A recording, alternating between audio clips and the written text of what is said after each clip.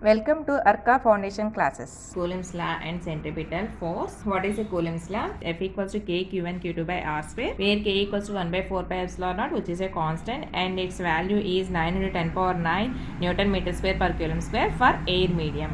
When the medium is changing, then epsilon naught will be the changes into the epsilon, and but it is also a constant for a particular media. What is the centripetal force? Centripetal force means it is a force in a circular motion, and it is equals to the mv square by r. M is the mass of the body and v is the velocity of the body and r is the radius of the circle. When a body is moving in a circular path, then the centripetal force acting on it. Let the relation between Coulombic force and centripetal force for an atom.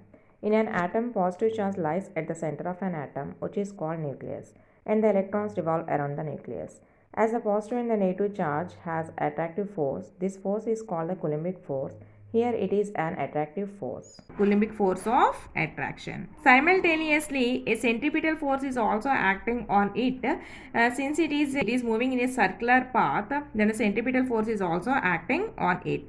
Coulombic force F equals to K Q1 Q2 by R square, and the centripetal force is mv square by r. So these two forces are balancing the each other, since the centripetal force acting towards the center and the Coulombic force of attraction outside circular path. Therefore the both are balancing each other, therefore equal and opposite forces, then the K Q1 Q2 by R square equal to mv square by r. Then you get that R equals to K. Suppose here the positive charge and the negative charge, suppose charge will be the E, then K E square by mv square is our radius.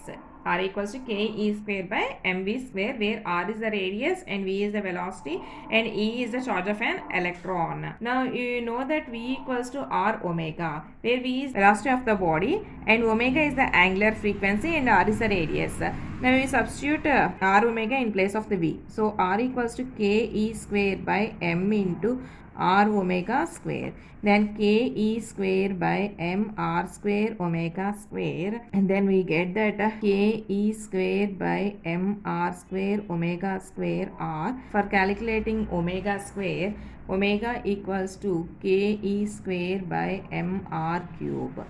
For omega, square root of K E square by m R omega.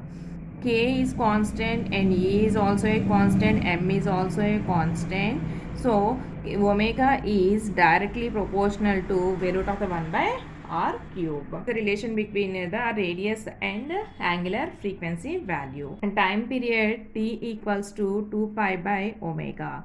So that 2 pi by omega means K E square root of K E square by m R cube, that equals to 2 pi root m R cube by K E square is our time period value. Coulombic force and centripetal force, which acts on a atom, where R equals to K E square by mv square, where R is the radius of the circular path and V is the velocity of that body, and V equals to R omega, we know that. So omega equals to root of K E square by m R cube. Omega is directly proportional to the square root of 1 by R cube.